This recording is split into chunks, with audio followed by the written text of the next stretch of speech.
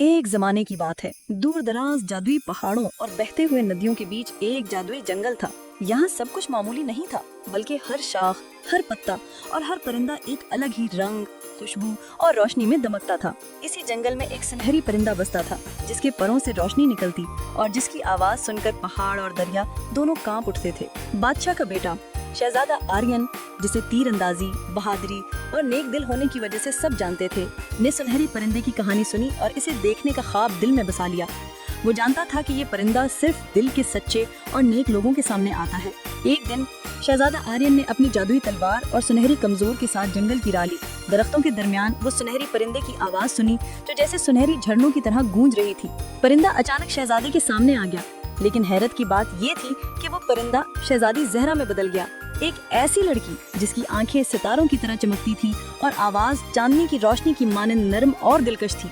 शहजादा आर्यन ने फौरन उसे महल वापस ले जाने का फैसला किया, लेकिन महल पहुंचने से पहले एक हसद करने वाला मशीर उनके रास्ते में आ गया। मशीर ने जादुई मुश्किलात खड़ी कर दी। जादुई जंगल के दरख्त बोलने लगे, पहाड़ हरकत करने लगे और दरिया में आग के शोले उठने लगे। शहजादा आर्यन ने दिल की ताकत और जादुई इल्म से हर रुकावट को पार किया। वो जादुई दरिया को अबूर करने के लिए एक छोटा सा मंत्र पढ़ता और शोले अलग हो जाते। बोलते हुए दरख्तों से रास्ता मालूम किया और आखिरकार शहजादी ज़हरा को महफूज तरीके से महल पहुंचा दिया। महल में सब लोग हैरान रह गए कि किस तरह शहजादे ने जादुई मुश्किलात को अबूर करके सुनहरी परिंदे को बचाया। बादशाह ने शहजादे की बहादुरी को सराहा और कहा, तुमने ये साबित कर दिया कि मोहब्बत और नेक दिल होना सबसे बड़ी ताकत है। मेरी बेटी हमेशा के लिए तुम्हारी है। शहजादा आर्यन और शहजादी ज़हरा ने अपने दिल के साथ शादी की।